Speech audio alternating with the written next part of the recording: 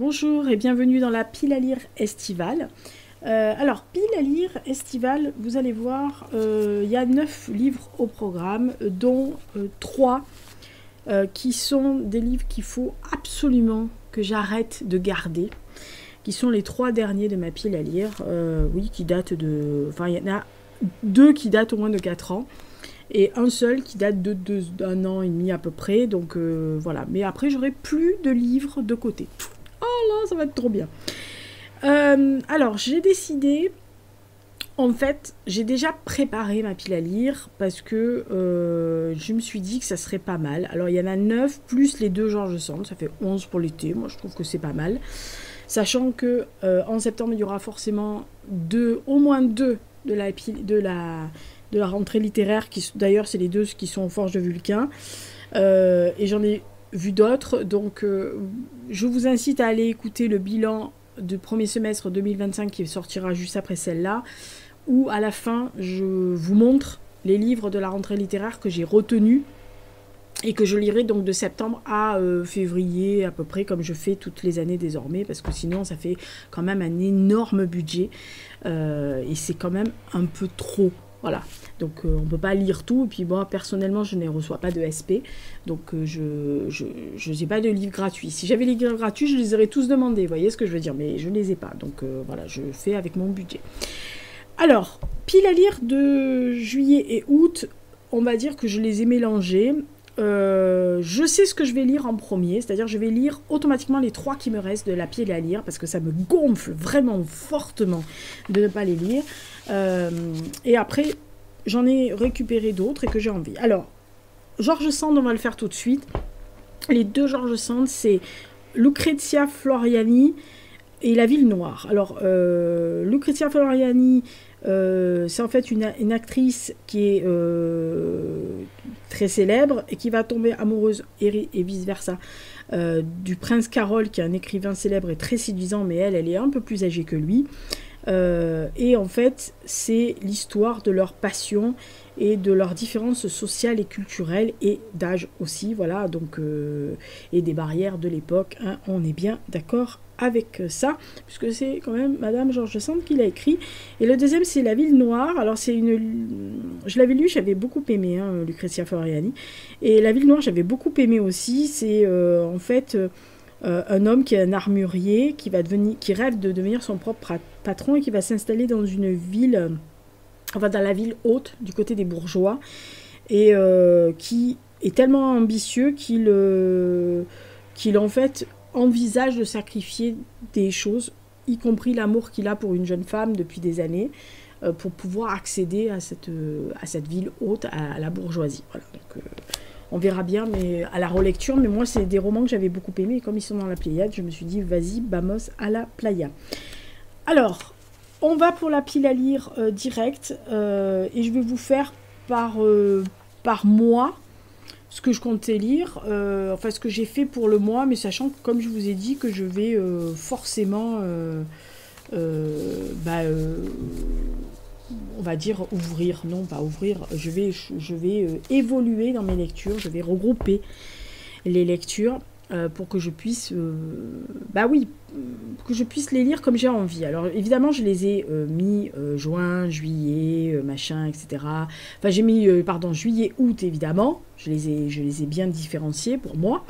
Mais il est évident que pour moi, ça sera au petit bonheur la chance. Alors, parmi les 2 livres de romans régionaux que je vais lire, les 2 livres, c'est donc en juillet, La Cense aux Alouettes de Marie-Paul Armand, qui se passe autour de l'été 1914, puisque c'est Mélanie qui vit dans une ferme du Nord, qui est censée se marier à Jean-Pierre, mais le 1er août, la France rentre en guerre, et donc forcément Jean-Pierre part rejoindre son bataillon, et elle ne le revoit qu'un an plus tard, pendant une petite courte permission. Évidemment, bon, comme ils veulent se marier, ils mettent la charrue avant les bœufs, comme on dit, et Jean-Pierre va retourner sur le front où il va tomber et Mélanie va se retrouver seule avec leur enfant. Voilà, donc ça c'est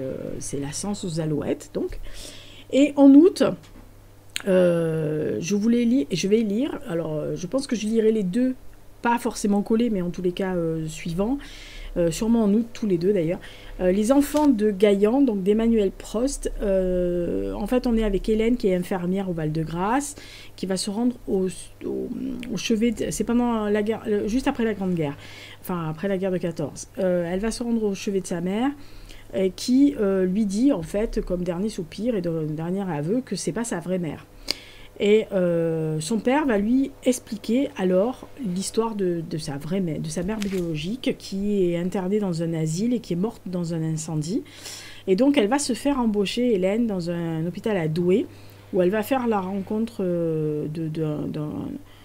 elle va revoir un ami d'enfance, ils vont tomber amoureux. Et lors de cette réunion, pendant la reconstitution des géants de Douai, Hélène, accompagnée donc de son fiancé, va effrayer un homme parce qu'il voit en elle une revenante et donc elle est un peu piquée au vif et elle va vouloir savoir pourquoi cet homme la prend pour une revenante. Bon, on se doute bien pourquoi, mais voilà. Donc ça s'appelle Les enfants de Gaillan de Emmanuel Prost.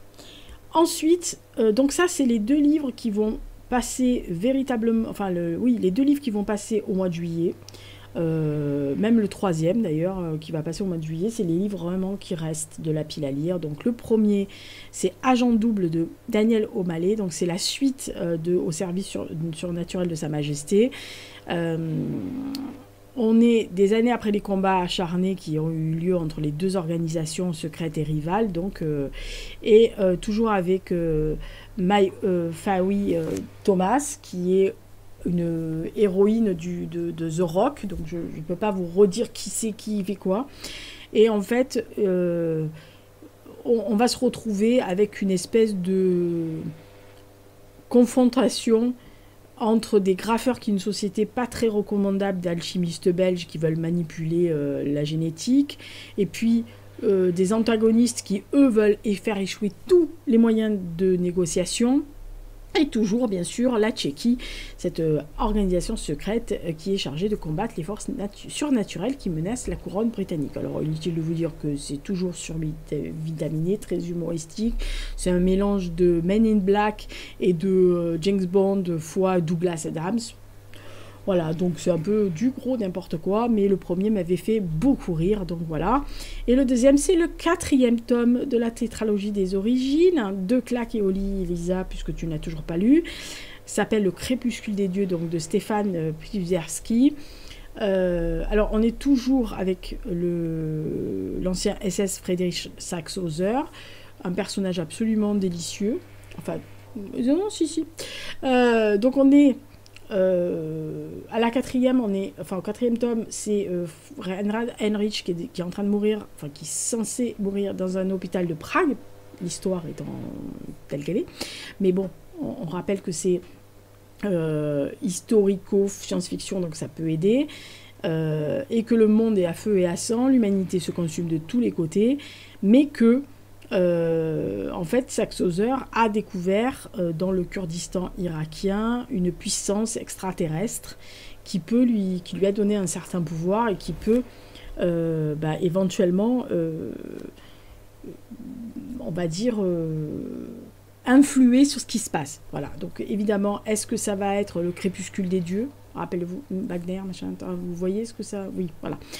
Écoutez, on va voir. Je vais relire mes notes des 3 premiers, parce que ça fait quand même un moment que j'ai lu le 3e et je voudrais pas faire de conneries. Ou dire de conneries. Ce qui peut être assez facile pour Lisa. Oui, voilà. Et on va s'attaquer au 4e. Donc ça sera forcément en juillet. Et La Vallée des Ombres de Xavier Maribonneau, pareil, ça sera en juillet, parce que en fait, j'ai vraiment très envie de le lire. Je l'ai depuis 1 an et demi. Il est sur la pile à lire, là, des 3. Et le pauvre garçon, il est là, il m'attend. Sœur Anne, ne vois-tu rien venir? Bah, surtout pas Lisa. Alors, on est avec un homme qui a fait la guerre. Ça fait 20 ans qu'il est dans la Légion.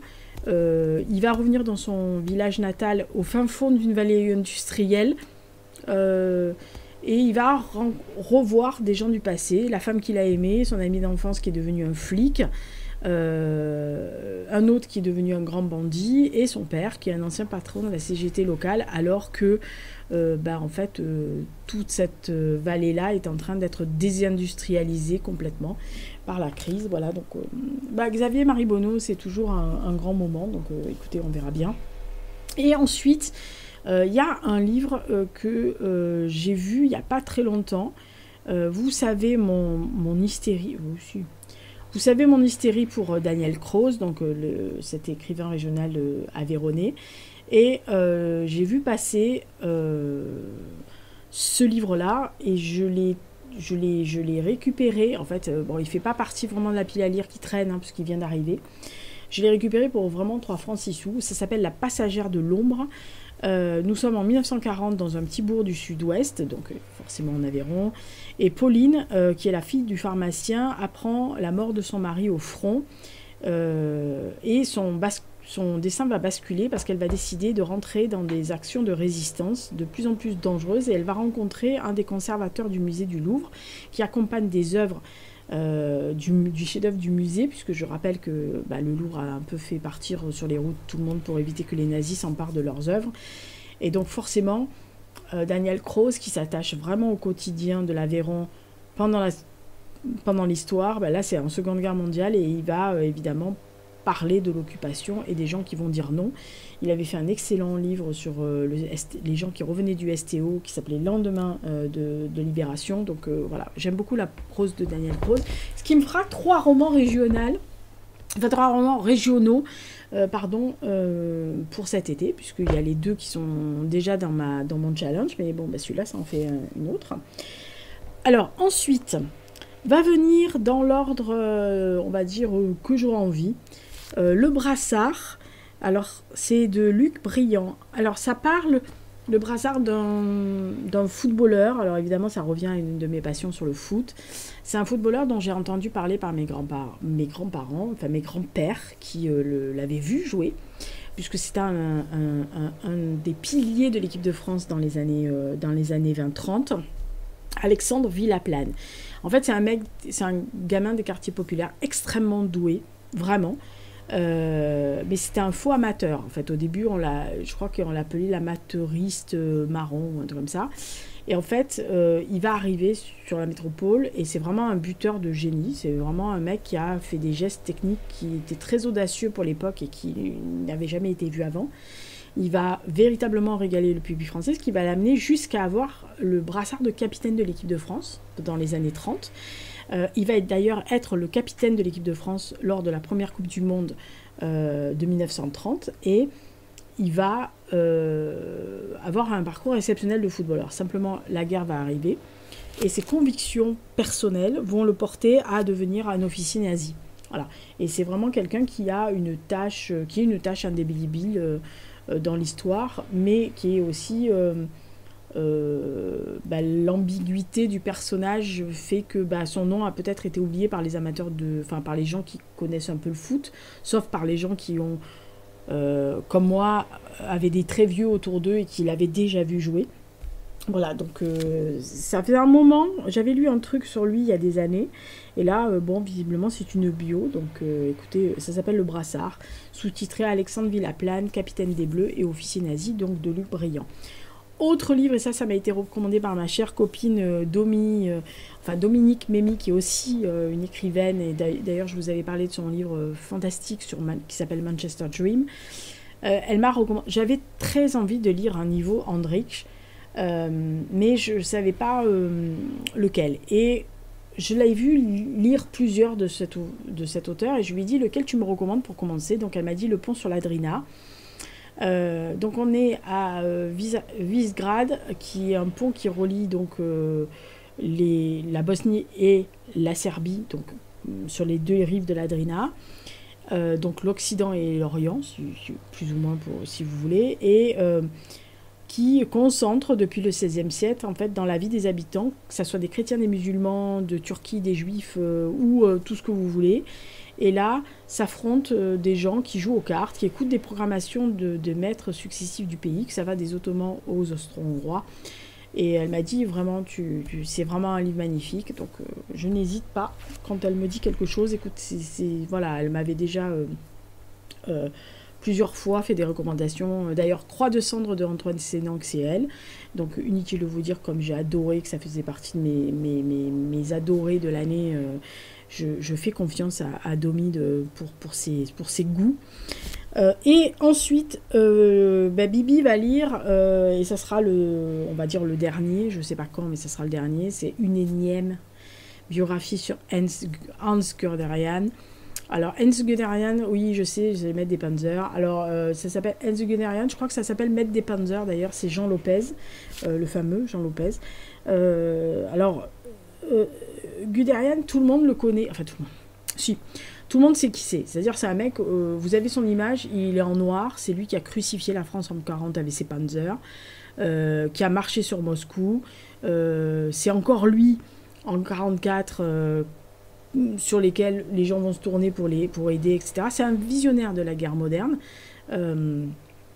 mais c'est un mec trouble. Voilà, c'est un mec qui était un homme assez odieux avec ses collègues, très égoïste, stratège, hein, fin stratège, guerrier de premier ordre, mais voilà, un mec assez pourri en tant qu'homme. Et en plus, qui va, malgré le fait qu'il ait servi le régime nazi, il va s'en tirer avec vraiment 3 cacahuètes lors du procès de Nuremberg. Et donc, voilà, c'est un homme qui est quand même assez étrange et voilà, qui est très ambigu. Alors, Jean Lopez a bénéficié de nouvelles sources, notamment de quelques pages de plus dans la correspondance de Guderian avec son épouse Margaret, qu'il avait écrit entre 1912 et 1948 avec elle. Donc voilà, c'est avec tout ce qu'il y a de plus qu'on a pu trouver dans les archives. Jean Lopez refait une autre biographie de Guderian. Inutile de vous dire que c'est la énième que je lirai, hein, voilà. Mais on apprend toujours, voilà, donc surtout quand il y a des nouvelles choses. Donc voilà, puis je ne sais pas si je finirai pas par lui, because voilà, c'est le dernier de l'été, un livre d'histoire. Allez, hop, surtout qu'en plus le premier que je vais lire de la rentrée littéraire parle satiriquement des derniers jours d'Hitler. Ben, on fera la jonction, hein. Voilà. Donc ça, tout ça, c'est les livres, la pile estivale. Donc j'espère que ça vous a plu. Dites-moi s'il y a des livres que vous avez déjà lus, sûrement, d'autres que vous allez lire ou pas. Ou vous vous dites, ah bah celui-là, tiens, j'aimerais bien le lire cet été. N'hésitez pas. Alors, vous savez, moi, les lectures communes, c'est pas on lit de la page 12 à la page 13, de tel jour à tel jour. Non, non, moi, ça marche pas comme ça. Moi, ça marche de me dire, tiens, cette semaine, je lis tel livre. Ah, ok, on commence. Et puis, la première qui a fini attend l'autre et on papote de ce qu'on a ressenti par ressenti. Moi, c'est comme ça, les lectures communes. Si c'est pour vous dire, eh bien, il faut lire de la page 12 à la page 13, de telle heure à telle heure. Enfin, moi, je trouve ça, le découpage, ça me gave. Donc, voilà, j'aime pas qu'on m'impose des trucs. J'aime pas qu'on m'impose des timings pour lire, des timings pour faire ça. Ça me plaît pas, ça m'a jamais plu. Donc, voilà, vous me dites. Et si vraiment il y en a un qui vous intéresse, que vous avez dans votre pile à lire, et que vous vous dites « Ah non, mais là, Lisa, je l'ai aussi dans la pile à lire depuis 400 ans. Voilà, n'hésitez pas. Voilà, donc ça sera tout ce que je lirai cet été. Donc du 1er juillet jusqu'au 31 août. Et j'en ai quand même, bah oui, il y en a 11 à lire, donc je pense que je les aurais fait largement, hein, les 11. Je pense qu'il n'y aura aucun problème pour les lire. Mais je vous dis, je vais quand même lire les 3 qui traînent depuis des années. Et après, je vais faire Croze, je vais faire sûrement les romans, les Sandes. Et après, je ferai romans régionaux et je finirai par les autres. Voilà. Allez, d'ici là, portez-vous bien, bel été, restez bien au frais, faites attention à vous. Et puis, n'hésitez absolument pas à commenter, liker, ce que vous voulez. Il y a il y a un bilan du premier semestre et puis il y aura à vos wishlists de l'année 2020. Comme ça, au moins, vous pourrez peut-être avoir des idées pour cet été si vraiment il n'y en a rien qui vous intéresse. De toute façon, en plus, quand il fait chaud comme ça, on est abrutis comme des crétins. Donc, moi, je suis abruti. Je lis des fois 2 fois le même paragraphe pour être sûr parce que mon cerveau, je pense, fond à vue d'œil. Non, mais je pense qu'ils font vraiment beaucoup, beaucoup, beaucoup, beaucoup. Donc, c'est un pauvre garçon en ce moment. Voilà. Et d'ici là, portez-vous bien. Il y aura un Lisa Papote numéro 2. Je ne sais pas quand je le caserai. Peut-être après, après à vos wishlist ou avant, je ne sais pas. Sûrement un soir, je ne sais pas. Parce qu'on m'a posé des questions. 2 questions que j'énoncerai. Mais voilà, comme on m'a posé d'autres choses et qu'il y a une thématique qui vient en septembre, du coup je vais peut-être reformuler ça, mais voilà, vous avez trouvé ça sympa, le Lisa Papote, donc voilà, il y en a qui m'ont posé il y a 3 personnes qui m'ont posé des questions, donc je pourrais même vous dire les thématiques de septembre, puisque en fait j'ai reçu 6 questions, voilà, dont 2 qui sont presque communes. Donc on verra bien comment on peut gérer ça. Enfin même 2 qui sont, oui, 2 qui sont carrément communes. Donc en fait, voilà. Allez, bisous bisous. Restez au frais. Moi je m'en retourne à mon ventilateur et mon humidificateur et ma bouteille d'eau. Et puis on essaie de survivre jusqu'à la fin août. Voilà, ciao.